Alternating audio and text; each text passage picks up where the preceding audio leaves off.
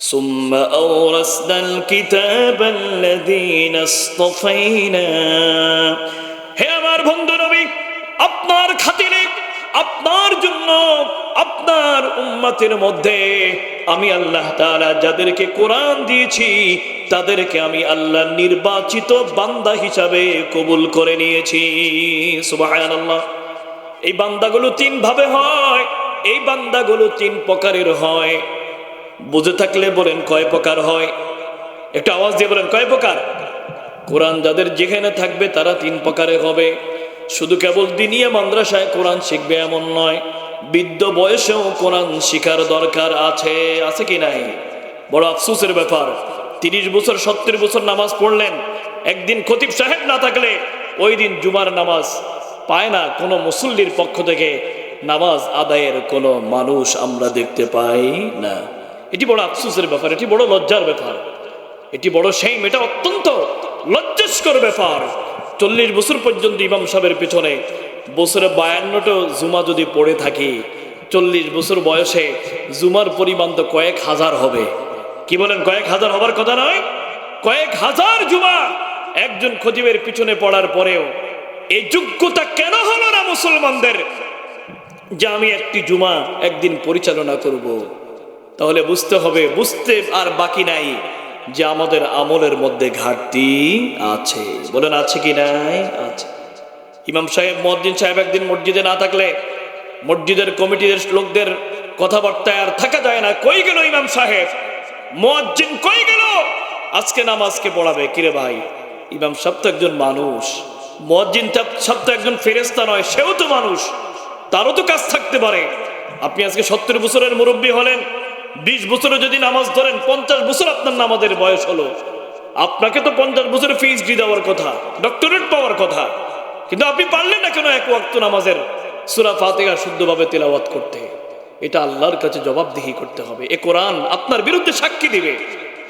19 নম্বর পারার প্রথম পৃষ্ঠায় আল্লাহ তাআলা ডেকে বলে, وقال الرسول يا رب إن قوم اتخذوا هذا القرآن مهجورا। আল্লাহর কাছে ডেকে বলবে, আল্লাহ রে, এই বান্দারা আমাকে তারা উপহাস হিসাবে গ্রহণ করেছে, আমাকে তেলাওয়াত করে নাই, আমাকে রাত্রিতে তেলাওয়াত করে নাই। আর যারা কোরআন তেলাওয়াত করবে, কোরআনের জ্ঞান অর্জন করবে, কিয়ামতের ময়দানে আল্লাহর দরবারে কোরআনের জবান খুলে যাবে, কোরআন আল্লাহর দরবারে বান্দার জন্য সুপারিশ করবে। সুবহানাল্লাহ। জিনেরা নবীর জবানে কোরআন শুনে 700 বছরের জিন বলে, হুজুর আমি ঈসা নবীর আমলের জিন, আমি ঈসা নবীর জমানে তাওরাত শুনেছি, জাবুর শুনেছি, ইনজিল শুনেছি, আপনার জবানে যে কোরআন শুনেছি, এত চমৎকার কোরআন জীবনে আর কোনোদিন শুনি নাই। সুবহানাল্লাহ। কেমন কোরআন? সামি'না কুরআনান আজাবা ইয়াহদি ইলার রুশদি ফাআমান্না বি ওয়ালান নুশরিকা বিরাব্বিনা আহাদা। হাবিব, সেই তায়েফের জমিনের মানুষেরা আপনার উপর যদিও ঈমান আনে নাই, আমরা জিনেরা স্বীকৃতি দিলাম জমিনের মধ্যে আপনার সমকক্ষ কোন নবী এবং রাসূল হতে পারে না। সুবহানাল্লাহ। তায়েফ থেকে ফিরে এসে ভরাক্রান্ত হৃদয় নিয়ে বাবা হারা, মা হারা, দাদা হারা, চাচা হারা, তৈয়ব, তাহির, ইব্রাহিম, আবুল কাসেম, খাদিজা, 9 জন আত্মীয় স্বজন যখন বিদায় নিয়ে চলে গেল, ইসলামের ইতিহাসে ওই যুগটাকে বলা হতো আমুল হুজুন, চিন্তা হওয়ার যুগ। অত্যন্ত দুঃখের সময় ছিল। তখনও নামাজ ফরজ হয় নাই। এশার ওয়াক্তে আল্লাহর প্রিয় হাবিব বাইতুল্লাহ চত্বরে ঘুমিয়ে আছে। আমার আল্লাহ বলে, জিবরিল আর দেরি নয়, হাবিব ব্যথিত হৃদয় নিয়ে বাইতুল্লাহ চত্বরে আরাম করছে। যাও রে জিবরিল, আমার হাবিবকে আমি আল্লাহর দরবারে সেকেন্ডের মধ্যে নিয়ে আসো। সুবহানাল্লাহ। আল্লাহ তাআলা 15 নম্বর পারার প্রথম পৃষ্ঠার প্রথম আয়াতের মধ্যে চমৎকার ভাবে বলেন, সুবহানাল্লাযী আসরা বিআবদিহি লাইলাম মিনাল মাসজিদিল হারাম ইলাল মাসজিদিল আকসা। আমার প্রিয় হাবিবুল্লাহকে কোলে করে বাইতুল্লাহর কাছে পৃথিবীর শ্রেষ্ঠতম একটি পানি, যেই পানিটা দাঁড়ায় এক পান করতে হয়, যেই পানির দিকে তাকালেও ইবাদতের সওয়াব হবে, জমজমের কূপের মধ্যে নিয়ে যাওয়া হলো। কোনো ডাক্তার নাই, দেবী সেটি নাই, এশিয়া মহাদেশের বড় হাড়ের ডাক্তার ডক্টর দেবী সেটি ভারতের, তিনিও নাই। নাই বলতে কোনো ডাক্তার নাই। সহিহ বুখারীর বর্ণনায় আমার নবী বলেন, ফাশাক্কাত মা বাইনা হাদিহি ইলা হাদিহি, আমি দেখতে পেলাম ফেরেশতা জিবরাইল আমার হলকুমের নিচ থেকে নাভি পর্যন্ত শাহাদাতের আঙ্গুল দিয়ে একটু টান দিলেন, সাথে সাথে আমার বুকটা দ্বিখণ্ডিত হয়ে গেছে। সুবহানাল্লাহ। আল্লাহ তাআলা সূরা ইনশিরাহের মধ্যে বলেন, আলাম নাশরাহ লাকা সাদরাক। বন্ধু আমার, এই জীবনে চারটি বার আমি আল্লাহ তাআলা আপনি হাবিবুল্লাহর বক্ষ উন্মোচন করেছি। সুবহানাল্লাহ। আমার নবী বলেন, নুরানি স্বর্ণের পেয়ালার মধ্যে আমার কলবটাকে রাখা হলো। সহিহ বুখারীর বর্ণনা, আমার নবী বলেন, ফাস্তুখরিজা কলবি, আমার কলবটাকে থালার মধ্যে রাখা হলো। একটু মনোযোগ দিয়ে শুনবেন। নবী এক জায়গায় জ্ঞান হারা হন নাই, অবচেতন করা হয় নাই, আমার নবী সেন্সলেস হয় নাই। আমার নবী বসে সবকিছু দেখছে। নবী পাকের কলবটাকে খুলে আলাদা করে রাখা হলো। কলব এক জায়গায়, আমার নবী আর এক জায়গায়। এই পৃথিবীর কোনো ডাক্তারের পক্ষে সম্ভব হবে না একজন রুগীকে কোনো ধরনের অপারেশন ছাড়া, অবসর ইনজেকশন ছাড়া তাকে বাঁচানো যাবে না। কোন কিতাবের মধ্যে আসে নাই পেয়ারা হাবিবুল্লাহ সাল্লাল্লাহু আলাইহি ওয়াসাল্লামের কলব এক জায়গায়, নবী পাকের বডি এক জায়গায়। লাম তাসিলিদ দাম্মা, এক জাররা পরিমাণ রক্ত রাসূল পাকের বডি মোবারক থেকে বের হয় নাই। আল্লাহু আকবার। আমার নবী হচ্ছেন নূর। বলেন নবী কি? আরো জোরে বলেন না, নবী কি? নূর। এই সাধারণ কোনো নবী নয়, এই যেন তেন কোনো নবী নয়। এই নবী হচ্ছেন স্বয়ং আল্লাহর পক্ষ থেকে শ্রেষ্ঠ উপহার। চিৎকার দিয়ে বলি সুবহানাল্লাহ। জগতে মানুষ সৃষ্টির জন্য শব্দ এসেছে কোরআনে খালাকা, মানুষ সৃষ্টির জন্য কোরআনে শব্দ এসেছে জালা, মানুষ সৃষ্টির জন্য কোরআনে শব্দ এসেছে অন্যান্য শব্দ। কিন্তু এই রাসূল পাকের আগমন নিয়ে যতগুলো শব্দ এসেছে, সবগুলো শব্দের মর্যাদা মানুষ সৃষ্টির মর্যাদার থেকে আরো 1000 গুণ বেশি ঊর্ধ্বে। চিৎকার দিয়ে বলেন সুবহানাল্লাহ। আল্লাহ তাআলা 6 নম্বর পারার 9 নম্বর পৃষ্ঠায় বলেন, কদ জাআকুম মিনাল্লাহি নূর ওয়া কিতাবুম মুবিন।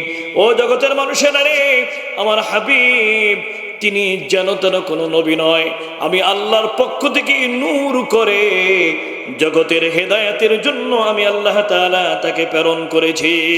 সুবহানাল্লাহ। বোরাকের মধ্যে উঠতেছে, বোরাক নেজটাকে নাড়াচ্ছে। জিবরিল আমিন ডেকে বলে, ওয়াল্লাহি ইয়া বোরাক মা রাকিবুকা আফজালু মিন ক্বাবলিক। ও বোরাক রে, তুমি বিচলিত হইও না, বেয়াদবি করিও না। ইনি এমন একজন নবী, ইতিপূর্বে তোমার উপরে এমন শ্রেষ্ঠ নবী আর কোনোদিন উঠে নাই। সুবহানাল্লাহ। আমার নবীর কথা গাছ শুনতেন, জড় পদার্থ একটা পশু পাখি পর্যন্ত নবী পাকের জবান শুনতেন, মানতেন। চিৎকার দিয়ে বলি সুবহানাল্লাহ। আজকে শ্রেষ্ঠ মানের যে মসজিদ, মসজিদে নববী, বিশাল মসজিদ, এই মসজিদে নববী একসময় খেজুরের পাতার ছিল। মসজিদে নববীতে জুমার নামাজের নবী খুতবা দিতেন উস্তুনে হান্নানা নামে একটা খেজুর গাছের ডালের মধ্যে। মনোযোগ দিয়ে শুনবেন, খেজুরের সেই পিলারের মধ্যে নবী ঢেলান দিয়ে জুমার দিন খুতবা দিতেন। হযরত জাবেরের বর্ণনায় সহিহ বুখারীতে এসেছে, এক মহিলা ইসলাম গ্রহণ করলেন, সম্ভ্রান্ত এক মহিলা, ধনাঢ্য মহিলা।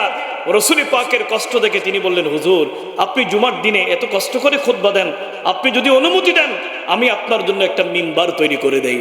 পরবর্তী জুমার দিন নতুন মিম্বার হলো, আবার নবী নতুন মিম্বারে বসে দাঁড়িয়ে খুতবা দিচ্ছেন। মসজিদে নববীর মধ্যে কান্নার আওয়াজ শোনা যায়। ফাসামিআ ফিহা সাউতান কাসাউতিস সিবিয়ান ওয়া ফি রিওয়ায়াতিন কাসাউতিল ইবিল। বাচ্চা শিশু কিংবা উটের বাচ্চার মতো হাউমাউ করে কান্নার আওয়াজ শোনা যায়। সাহাবায়ে কেরাম ডানে তাকায় কেউ নাই, বামে তাকায় কেউ নেই, সামনে তাকায় পিছনে তাকায় কেউ নাই। কান্নার আওয়াজ কোত্থেকে আসে কেউ বুঝতে পারে না। আমার নবী বললেন, সাহাবীরা রে আসো, আমার সাথে আসো। দরজার কিনারে গিয়া আমার নবী বললেন, এই খেজুর গাছ থেকে কান্নার আওয়াজ আসে। আল্লাহর প্রিয় নবী খেজুর গাছের মধ্যে হাত দিয়ে মাসাহে করে দিলেন। ফাসাকাতা, মুহূর্তের মধ্যে খেজুর গাছের কান্নার আওয়াজ বন্ধ হয়ে গেছে। সুবহানাল্লাহ। মুহাদ্দিসিনে কেরাম ব্যাখ্যায় লিখেছেন, খেজুর গাছ মনে মনে গোপনে গোপনে আল্লাহর প্রিয় হাবিবের সাথে কথা বলেছে। বলি আল্লাহু আকবার। খেজুর গাছ দাবি করেছে, ইয়া রাসূলুল্লাহ, দুনিয়াতে আপনি আমার স্পর্শে ছিলেন, আজ নতুন মিম্বার হলো, আজ আমি আপনাকে হারিয়ে ফেলেছি হুজুর। আপনার কাছে আবেদন, আমি যেন জান্নাতে আপনাকে পাই। আবার নবী ওয়াদা দিলেন, ঠিক আছে খেজুরের ডাল উস্তুনে হান্দানা, যাও আমি ওয়াদা দিলাম, আমি নবী যেই জান্নাতে থাকবো তোমাকে আল্লাহ তাআলা সেই জান্নাতে রাখবে। সুবহানাল্লাহ। যারা বলে আল্লাহু আকবার। জান্নাত দেওয়ার ক্ষমতা আমার আল্লাহ নবীকে দিয়েছেন কি দেন নাই? আর যারা বলেন দিয়েছেন কি দেন নাই? দিয়েছেন। কত কত দলিল লাগবে আপনার? আজকে আমাদের দেশের বক্তা বলে যে নামাজ পড়লে জান্নাত পাওয়া যাবে, এটি কোরআনের কোথাও নাই। যারা বলেন নাউজুবিল্লাহ। ওরে ভাই বক্তা, তুমি কোন গাছের তক্তা? তুমি কোন গাছের তক্তা রে ভাই বক্তা? তুমি বলো নামাজ পড়লে জান্নাত যাবে, এটার বয়ান কোরআনে নাই। কত শত দলিল লাগবে তোমার? তুমি কি সূরা মুমিন পড়ো নাই? আমার আল্লাহ বলেছেন নামাজ থাকবে তো হেফাজত করবা নামাজের। বাবা মরলে যেমন সম্পদের উত্তরাধিকারী হয়, নামাজ হেফাজত করনেওয়ালাকে আল্লাহ তাআলা জান্নাতের উত্তরাধিকারী বানাই দিবেন। সুবহানাল্লাহ। উলাইকা হুমুল ওয়ারিসুন قد أفلح المؤمنون الذين هم في صلاتهم خاشعون والذين هم عن اللغو معرضون والذين هم للزكاة فاعلون والذين هم لفروجهم حافظون إلا على أزواجهم أو ما ملكت أيمانهم فإنهم غير ملومين فمن ابتغى وراء ذلك فأولئك هم العادون والذين هم لأماناتهم وعهدهم راعون والذين هم على صلواتهم يحافظون أولئك هم الوارثون الذين يرثون الفردوس। سبحان الله। রাসূলের একজন খাদেম ছিল, নাম ছিল রাবিআ বিন কাব। সহিহ মুসলিমের বর্ণনায় একদিন রাত্রি গভীর হয়ে গেল, রাসূল পাকের দরবার থেকে বাড়ি যান নাই। ইশার নামাজে ওযুর পানি রাসূল পাককে ঢেলে দিচ্ছে। আল্লাহর প্রিয় নবীর রহমতের দরিয়ায় জোশ চলে আসছে। আমার নবী বললেন, হে রাবিআ রে, হাল সাআলতা মা শিইতা শিইতা মা সাআলতা সালমা শিইতা। ও রাবিআ রে, তুমি আমার কাছে যা চাবার চেয়ে নাও। রাবিআ রে, তুমি আমার খেদমত করো, জীবনে কোনোদিন কিছু দিতে পারি নাই, আজকে তোমার যা মন চায় আমি হাবিবুল্লাহর কাছে চেয়ে নাও। সুবহানাল্লাহ। রাসূলের খাদেম, রাসূলের সাহাবী রাবিআ চিন্তায় পড়ে গেলেন, আল্লাহর প্রিয় নবীর দরবারে কি চাওয়া যায়। অনেকক্ষণ চিন্তা করে বললেন, হুজুর আসআলুকা মুরাফিকাতুকা ফিল জান্নাহ। ওগো আল্লাহর নবী, যেই জান্নাতে থাকলে আপনি হাবিবুল্লাহর খেদমত করা যাবে, আমি আপনার কাছে ওই জান্নাত কামনা করি। সুবহানাল্লাহ। আবার নবী একটা শর্ত দিয়ে দিলেন, হ্যাঁ আও গায়রা যালিক, আর কিছু লাগবে? রাবিআ বলে, না হুজুর, যদি জান্নাতি পেয়ে যাই আমার জীবনে আর কিছু চাওয়ার নাই। আমার নবী বলেন, ফাআন্নি বিকাসরাতি সুজুদি ফিল আরদি, জমিনের মধ্যে বেশি বেশি নামাজ আদায় করে, সিজদা আদায় করে। বান্দা যখন সিজদার মধ্যে চলে যায়, আমার আল্লাহ বলে, আমার বান্দা আমি আল্লাহর অত্যন্ত নিকটের মধ্যে চলে যায়। সুবহানাল্লাহ। সহিহ মুসলিমের বর্ণনায় আল্লাহর নবী বলেন, আল আব্দু ইয়াতাকাররাবু বিহি ফিস সুজুদি আকসিরুদ দুআ।